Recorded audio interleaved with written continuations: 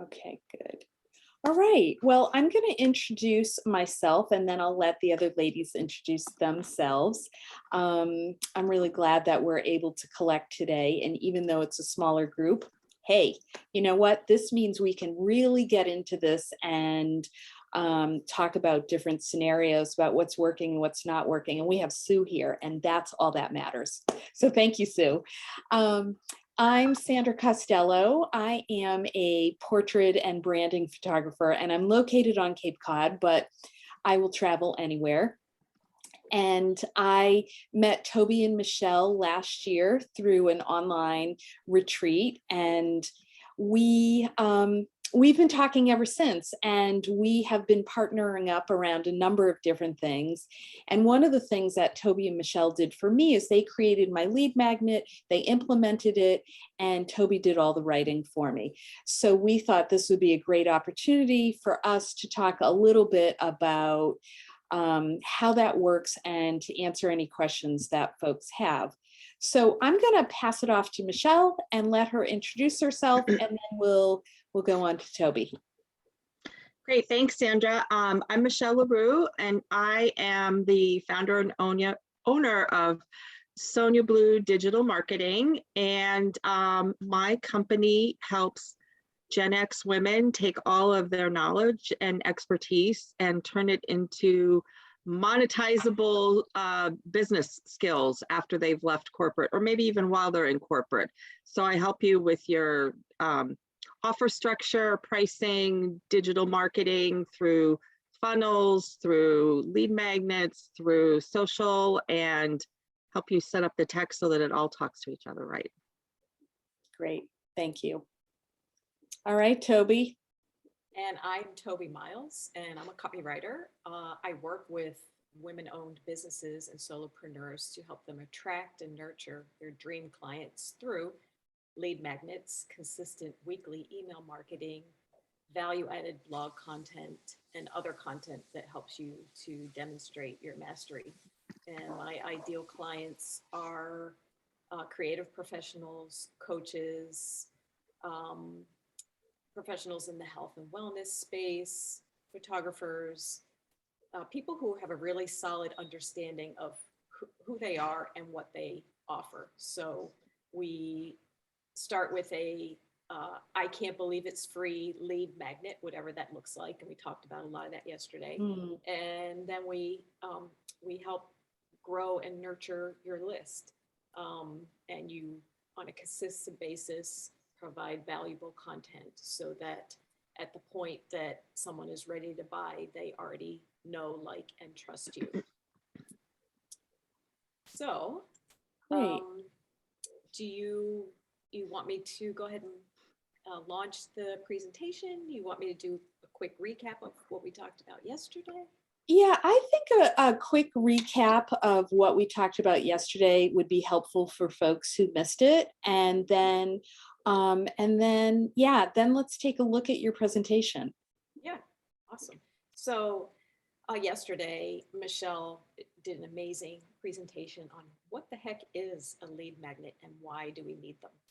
And she gave us many suggestions and ideas depending on goals and industry. But in a nutshell, the purpose of a lead magnet is to get people from wherever else you know them, whether it's social media or your local community, get those people from those places and onto your email list so that you can bring them along with you on your brand journey. And when you're ready to sell something, they have already bought into what it is that your brand stands for, what service or product that you offer.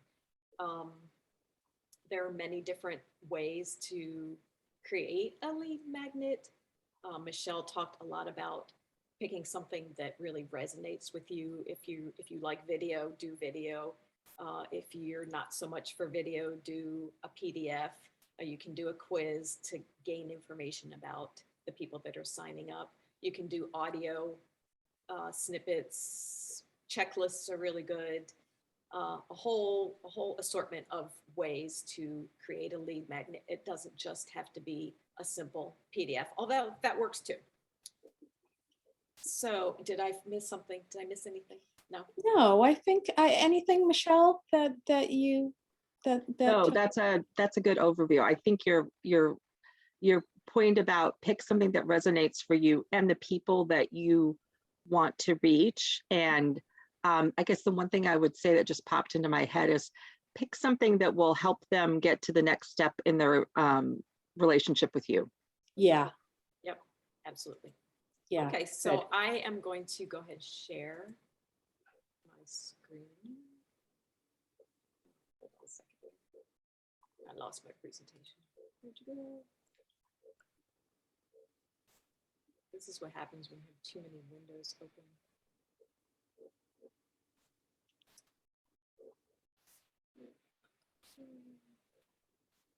This is a great pause for people to get water, cup of coffee, Exactly. you know. A notebook. Yeah, Even though we're gonna give you guys all the notes. Anybody who's watching replays, we've sent our presentations to Sandra and she'll send them out. But you know, I'm still old school. I find that writing as I'm listening helps me retain things more. So absolutely. I totally agree. yeah.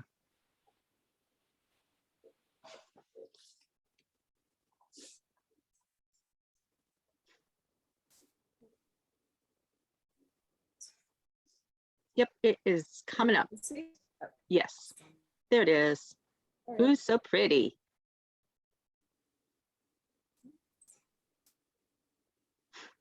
And you can still see that, right? Yes, Yeah, and there now we it's full go. screen. That's That's great. awesome. Yeah. So, not to copywriter, content marketer, and self-confessed word geek. I'm having a little, sorry, I'm having a little trouble hearing you, Toby. Okay, is this better? Yes, Yeah. Yes? thank you. Okay. Sorry about that. And I love email marketing.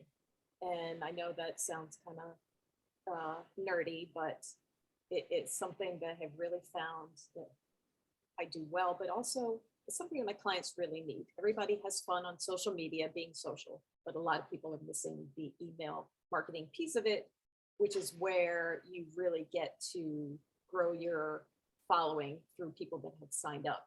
So as a copywriter, it's my job to persuade people to do something. You want them to book a call with you, you want them to sign up for something, you want them to join a program, volunteer for an event.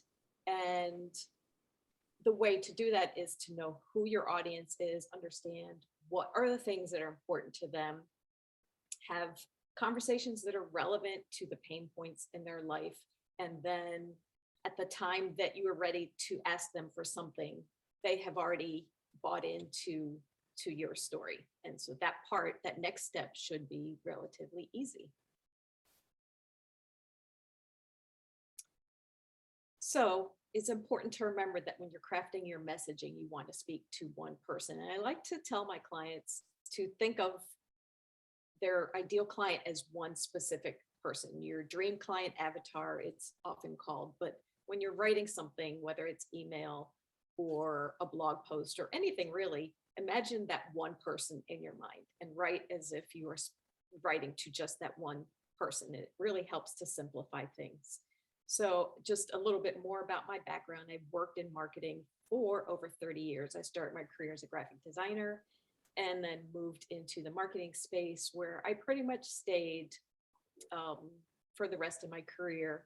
I had several side hustle businesses, product-based businesses, and service-based businesses. And I always found that the marketing piece of those businesses was what I really enjoyed most. So prior to starting my business 3 years ago, I worked in direct response marketing, which is essentially understanding how you speak to a specific person to get them to take a specific action. And so in that corporate job is where I really learned the art of persuasive copywriting and messaging.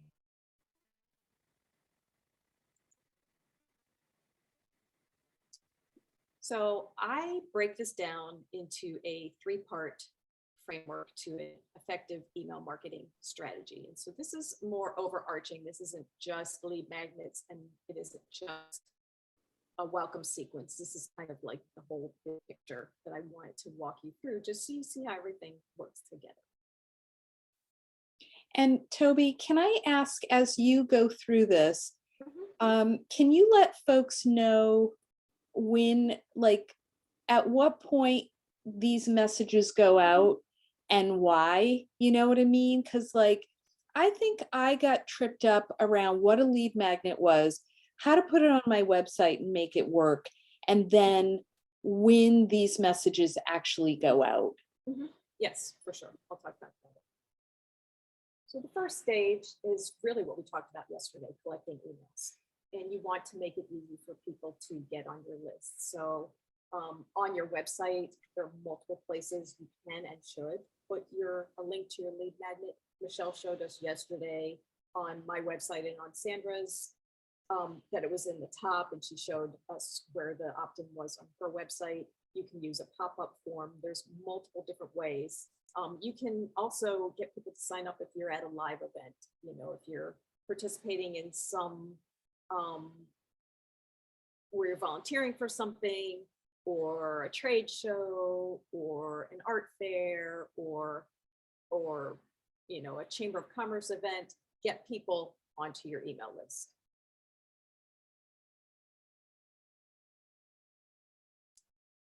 And this is just, again, a little brief overview of what we talked about yesterday. The lead magnets can be multiple different channels. And essentially, the main goal is to gather personal data about the people coming to your list. So free guides and manuals, webinars and live events, workshops, surveys, and quizzes.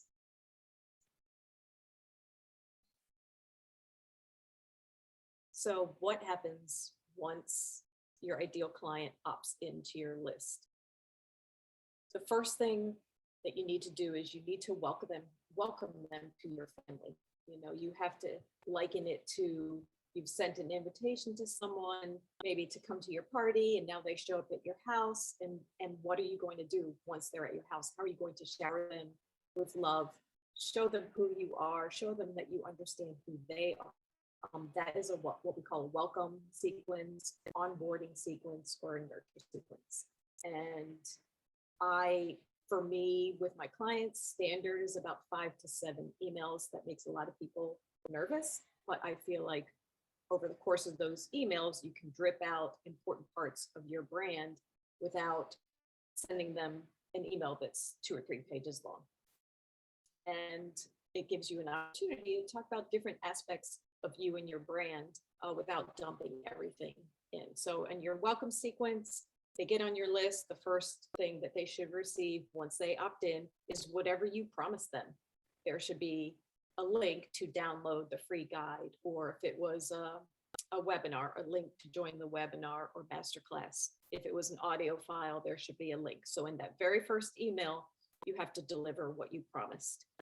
And then over the course of the next emails, you're going to continue to restate your purpose, tell them about your brand. I did want to touch on some other types of email sequences, just so you know what happens beyond the nurture sequence. So you can and should be sending out regular informational content. It's a good thing to do client spotlights or case studies, so you can continue to show how you've helped people. And there may be other types of email sequences that you want to do, not just a welcome sequence. If you're going to offer a special program, workshop, a special event, those are called launch sequences. And so similarly, it is a series of emails that lead someone from least aware of whatever you have to offer to most aware, and then purchase. And then the last thing, and it's probably not the last thing because I'm forgetting other things, but a post-purchase sequence. So if you're selling a course or a product, you want to make sure that the person who signs up gets some sort of thank you for signing up.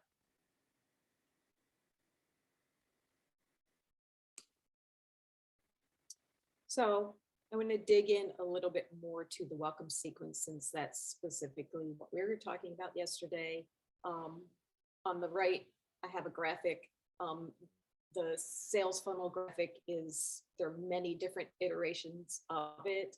This one is very simplified, but essentially what you're doing is the top of the funnel. You're taking people from maybe not knowing anything about your brand to brand awareness. You're providing a little education or background on what your brand is and how you can help your ideal client. You'll back that all up with testimonials and social proof. And then at the end, it's either a sale, if that's the purpose of your sequence, or signing up for a clarity call, joining a membership, whatever you determine that looks like.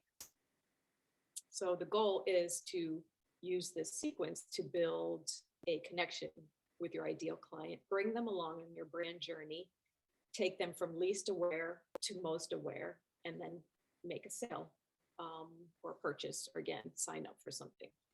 So the 5 to 7 emails will drip out over a period of, I've seen them from a matter of days to a matter of weeks. As I mentioned, the very first one that delivers your freebie should come right away. And then you can space the next ones out. I've seen them every day. I've done them every day for my business. I've done them every other day for my business, maybe 2 or 3 days. But if you're trying to tell a story about your brand, I would not spread them out over months. I would say 2 to 3 days in between each one in your sequence for starters.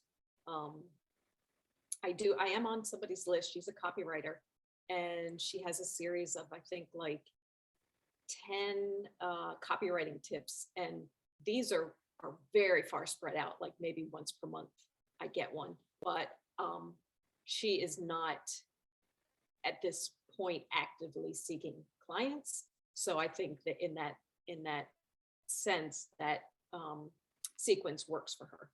So initially, you're going to deliver the freebie. You're going to talk about your brand promise, which is basically who you are, what it is you stand for, what are the things you believe in. You will share how you're qualified by sharing your background, your education, how long you've been in business. And it's a good idea too, I think, to share maybe a time when you've struggled in your business, because every business owner can relate to that. Every person can relate to that. And people really, and it's not just you make up a story just for the sake of making up a story. You want to really be real and genuine with the people that are on your list, because the point is to foster these relationships. And one of the ways you do that is through building trust. Testimonials, you want to gather from people that respond to you directly, through emails, social media testimonials. You want to sprinkle those into your emails as social proof. If you've been published anywhere, you can link to those articles. If you've appeared on someone else's podcast, you can link to that. Blogs you've been featured in, or blogs you've written. All those things are proof that you are legit. And in the beginning, you might not have all of this stuff, and that's totally fine. You start wherever you are, get whatever you have, and then as time goes on, you add more and more of those types of things. It's a good idea to think about what someone might object to right out of the gate, whether it's pricing, or they don't have enough time, or they don't think that what you're offering will work for them. So anticipate what some of these objections might be and address those in your email sequence. And then when you reach the end of the 5 to 7 emails, you want to let the person know what they can expect from you going forward. How often will you reach out to them? What types of things will you include in your emails? And I like to also add some extra little bonus gift at the very end, something, an extra download, maybe a free, some type of assessment, something else that they're not expecting. Mm-hmm. Toby, can I ask? I was going to ask you if you had any questions. Yeah, I was gonna ask, like, when you like with your own launches or other client launches that you've done, can you talk about what, like, how people have responded to it? I just think when you've never done this before, it's really easy to feel like you're just working in a vacuum and you're sending these notes out. Like, they're going out automatically, so you're not actually touching it or pushing it out the door. Mhm. I just wonder if you can talk about your experience or client's experience. So one of the things that I do with my clients who I work with on a regular basis is we track back end metrics. And so at the very least, we know what's going on the back end once these emails are going out. Because you're right, it can feel like they're going out into the universe or the black hole or whatever, and we don't know what's happening. And if people are not signing up, we're kind of wondering what is going on? Is this even working? So for starters, and I talk about this a little bit later on, but for starters, I set up a email marketing plan where we track open rates, click-through rates, unsubscribe rates, revenue. I think those are the primary ones, so that at least we know people are getting the emails and that they're opening them, and a certain number of unsubscribes are to be expected. That is just the way it goes sometimes when you start to email your list more frequently, people are going to say, nope, I'm getting too many and I just don't have time for it. I do the same thing. There's some brands I get too much for. And at the point that I realize, you know what, this is not something I'm interested in, but I know where to find them. If I am, then I'll unsubscribe. And that's not a bad thing. You don't want people just kind of hanging on just for no reason. You want people that are on your list that are have the potential to make a purchase somewhere down the road. And there's nothing wrong with at some point saying, hey, do you still want to be on my list? I haven't heard from you. I know it's been a while since you joined. Is the content that I'm providing still valuable to you? Do you still want to be here? And if you don't, it's okay. No hard feelings. You can hop off. You can come back anytime. But more specifically, sometimes you just don't know what is going to be the thing that's going to resonate with somebody. And I tell people that email marketing is a long game. And what I mean by that is that you want people to be on your list for a long period of time because you don't know when is going to be the right time for them to make a purchase. And especially if you're selling something that's a high ticket, it's not going to be something that they're just going to say, oh, that's, 25, $50. I can, that's a no-brainer. I can do. When you're something, in the $1,000 range and above, it's going to take people a while to know, like, and trust you, but also to be ready to make a purchase. And that can take a long time. One of my clients, when she and I first started work together, she was emailing maybe once a month. And she was a jewelry designer. She was emailing maybe once a month. And so we started emailing on a weekly basis. And then the pandemic hit and all of her in-person shows were canceled for more than a year. And she really needed to figure out a way to keep generating that income. Her jewelry business was her full-time gig. And so by the time the pandemic hit, we had already been emailing her audience for almost a year. And so it was not anything new to them to get emails from her. And so she, little by little, she was putting more things on her website. She made sure her website was solid. And little by little, we crafted emails that got people from her email list, from receiving her emails over to her website to see what was new and what was going on.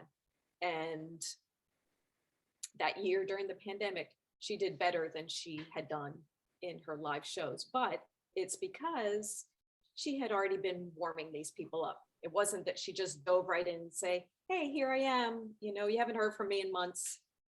Buy something from me. It was not like that at all. So she, in January, this past January, she had what she called a sample sale where she was discontinuing some designs.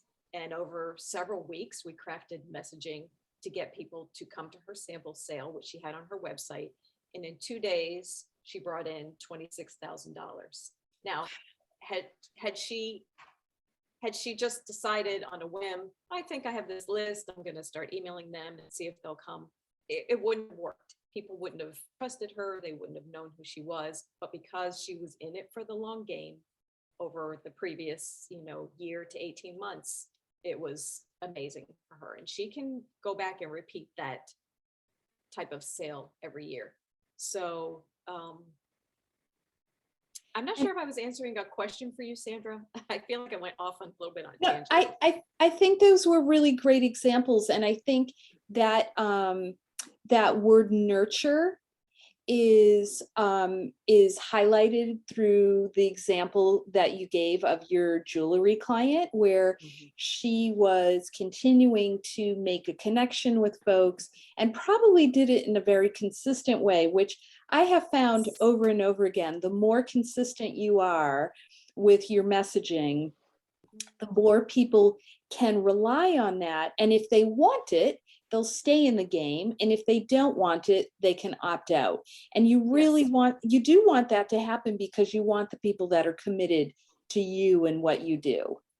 Yes, absolutely. And also, I think, like I said, some people are squeamish about emailing so often, but the thing is, you don't want to be selling every time you send an email. In fact, you want to be selling maybe, every fourth email. And so the rest of the time you are sharing other things of value. You're sharing things about your story. You're sharing articles. It could be, sorry, I have a visitor. My cat just decided to walk across my desk. Thanks, Stella. There we go. But you know what I'm saying? Like it's the more you can connect, the more you can connect on other things that are not sales related. And yes, I personally, in my emails, I almost never sell in my emails. I just, I show up, I tell a story. I offer, this is how you do this is how you do that. And when people are ready, they know where to find me. We've already built that connection.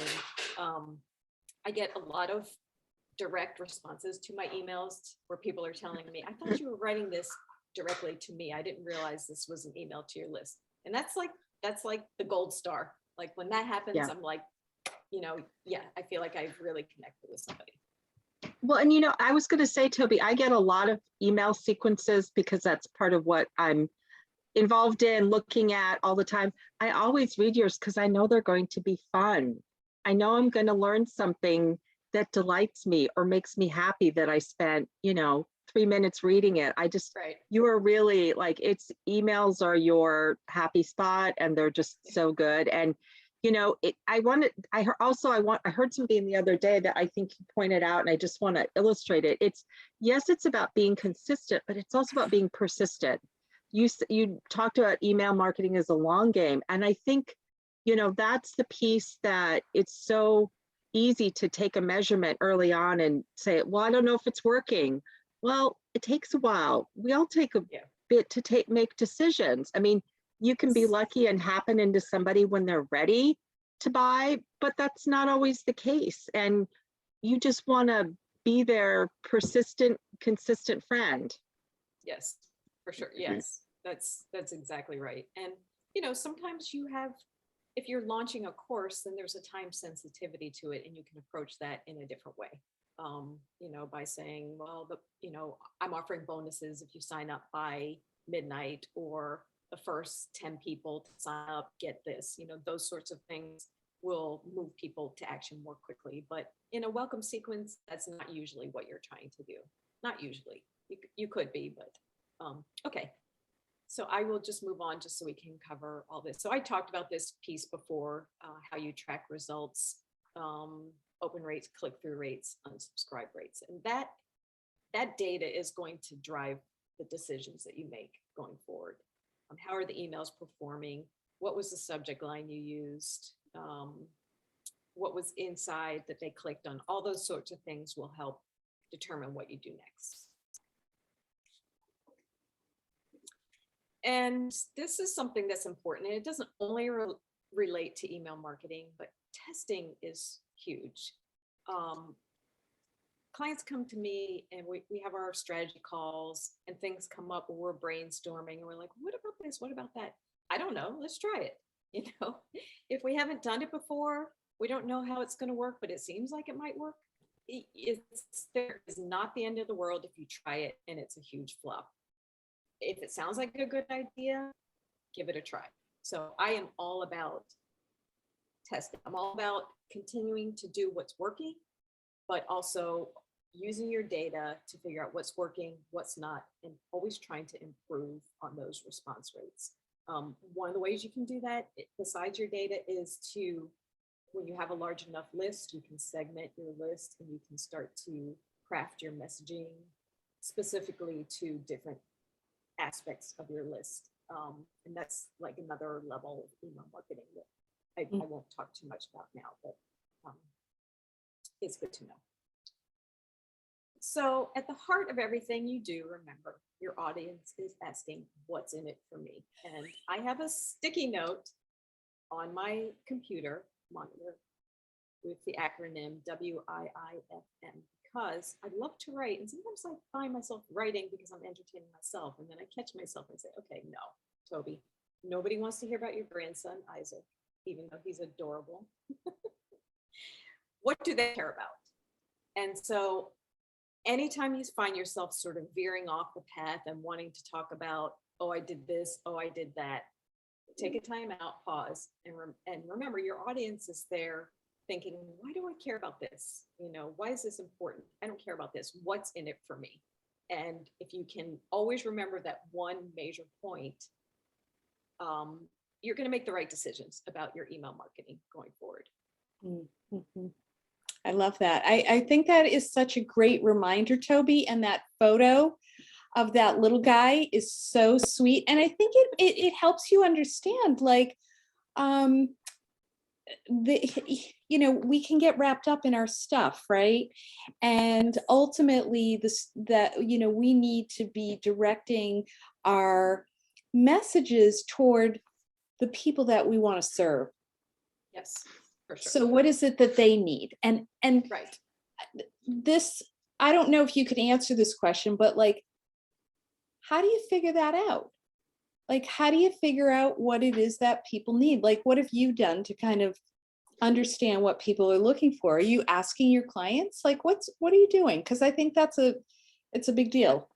Yeah, I think it's a combination of things. It's not just one thing. It's asking clients. It's kind of digging around, seeing where my clients are showing up, listening to the things that they're saying. I would say the majority of my clients, I would say, I'm going to go out on a limb. I'm going to say 90% of my clients are actually good writers. They either don't enjoy it or they just don't have the time to do it. Yeah. Or they don't, or they're good writers and they don't really understand how to write for marketing content. You know, they like to write short stories or poems or whatever. And so I pay attention to those things. You know, what are those pain points that my clients are having? And lots of times it just comes up in conversation. You know, hop on as many discovery calls or coffee chats or however you want to call them, and talk to people about what's going on, even if they're not ready at that point. A lot of business owners, they want to do the thing that they want to do. You know, yoga instructors, they want to teach yoga. They don't want to write. That's what they want to do. You know, Sandra's a photographer. Like, that's her happy place. She wants to take pictures. She doesn't want to like sit and write emails, although she does, and she does a great job. You know, she would probably rather just be in the studio or out on location. You know, that for me, that is probably the most common thing that I hear is like, I just want to make jewelry. I just want to take pictures. I just want to, do X, Y, and Z. And I don't, I know I should be emailing my list, but I just don't have the time or desire to do it. So I think ask questions. You could do a survey. You can send something out to your list of people that have already opted in. Say, hey, I want to know how I can better serve you. How can I better serve you? And send them a little short survey, 5 or 10 questions. Say how can I, and you can set that up really easily without too much. You can use Google Forms, I think.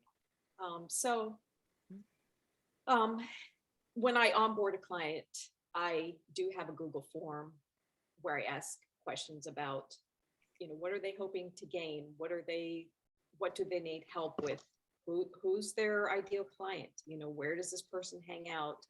What do they read? What do they listen to? Where are they on social media, all those sorts of things. I think just that data mining of information is going to help inform what are the types of things you talk about and what are the types of offers that you can put together. And I would say like those things evolve over time. Sandra and Michelle, you both know, like you can start out offering something that you think is a good offer, and then you realize some people actually don't need that. They need, something else. And it's okay if that evolves over time. Yeah. You And don't have to what know I'm right away. yeah, I was just going to say what I'm also discovering is you can think that you're serving a certain group, only to realize that maybe there's just one piece that's off in the mix, like how you're connecting or who really is ready for what you do. And you may have to pivot just a little bit so that you can really align with the right client. Yep, for sure. Yeah. Any other questions? I have one, and I don't know.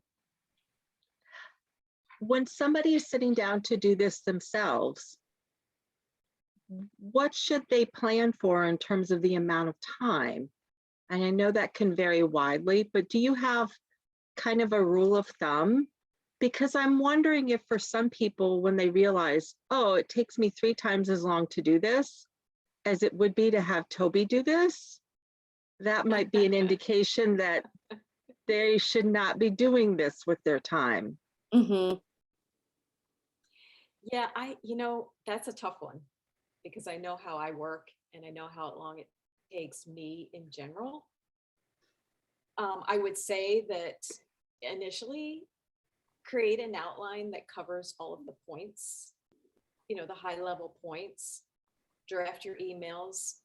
I love to write a shitty first draft. Like even I sometimes get stuck like, oof, this isn't the right word. That's not the right word. And then I just say, no, like time out, let that go, just start writing and take a break, step away, come back to it. If you have time, come back to it the next day and then go through it again and start to craft that message. Right.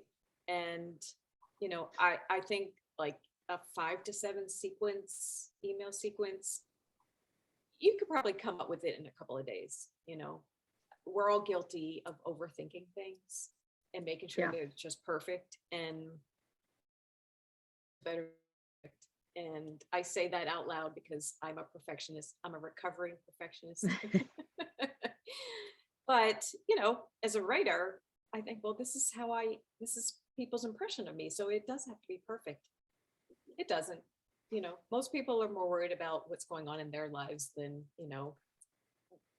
that I didn't use exactly the right word, or that, God forbid I had a typo in a PS, which happened not that long ago.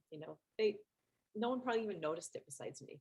So, I think that with just a little bit of planning, you could probably knock this out in a couple days. And that's not a couple days writing. That's, 1 day of writing drafts, a day of coming back and cleaning things up.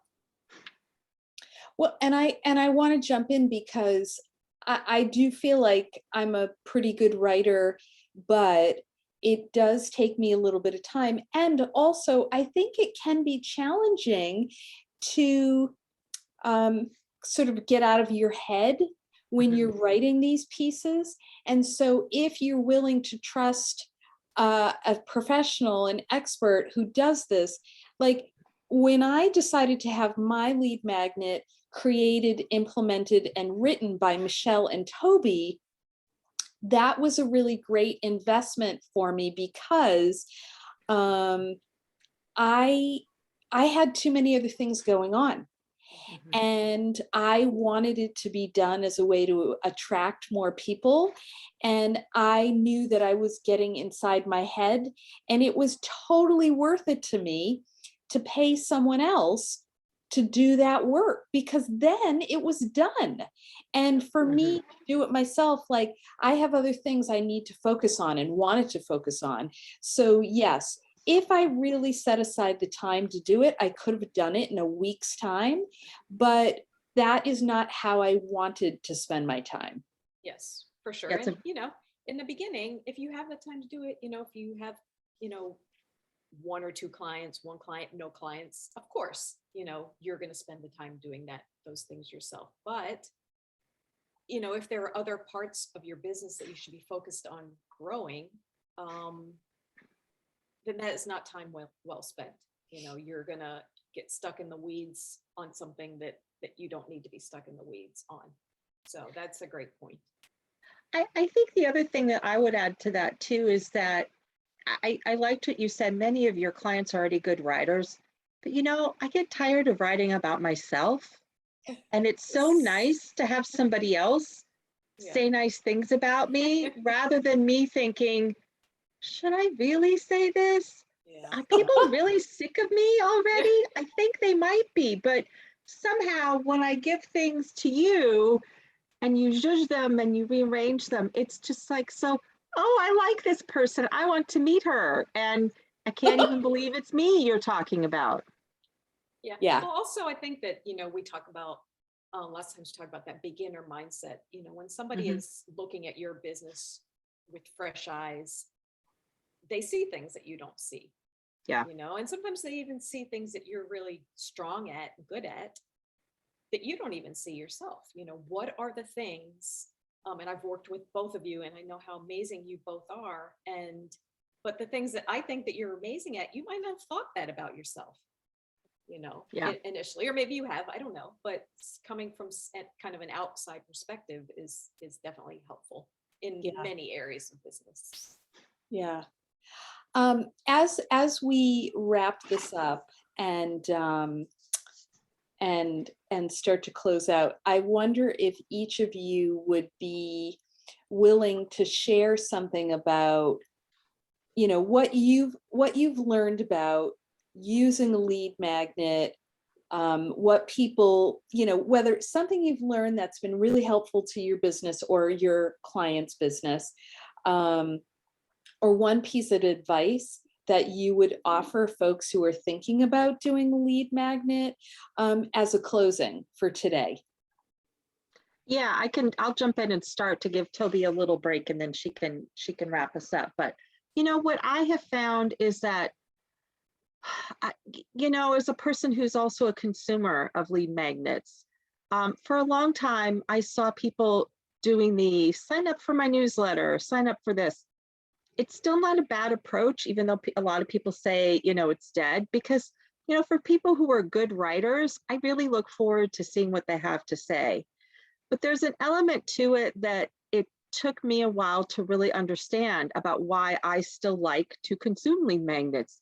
And it's a way to get to know the style of the person and see, would I like working with them?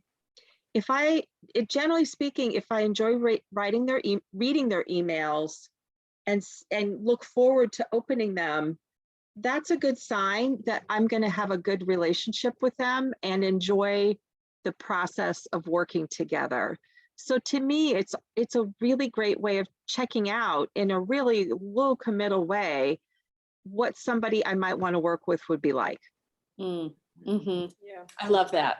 I do too. I love that because you're drawn in maybe by the initial thing, like, oh, I really need to know about, how to take tracking email metrics. Right. I really need to know. Right. But then once you get there, you're like, wow, this person, like, I really feel like I could work with this person. They get me, they see me, those sorts of things. So I think that's a great point. So I guess for me, because I'm a big believer in just getting things done, that it can be easy, like we talked about yesterday, to feel overwhelmed with all the things. And this should not be an area of overwhelm, but it should be a priority, because if you are not growing your list, you're leaving your business at the hands of social media, which we all know changes all the time. It can be fickle, it can go down.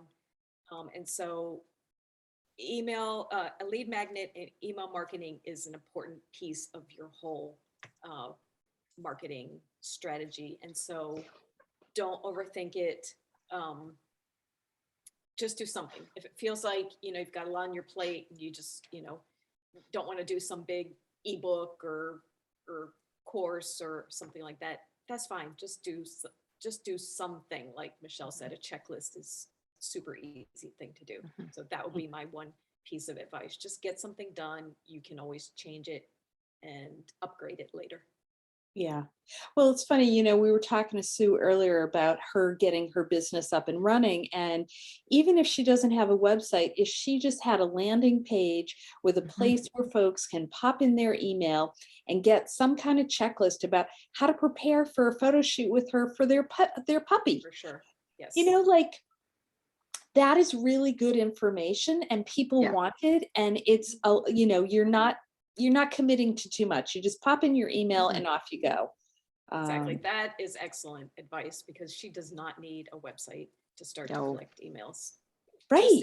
Just ask Michelle. She knows exactly how to put that together for you. Yeah. Yeah. All right. Well, thank you, ladies, for being a part of today. So much information for folks to use to get their email list started. And it's not as hard as you think. Mm-mm. Nope. Yeah. Okay. Anything else you want to pop in the chat? Any other link to your own lead magnet? If not, we'll just wrap it up and there will be a follow-up email so folks can connect with all of us. Thank you. Thanks, you. Sandra. Thanks, Toby.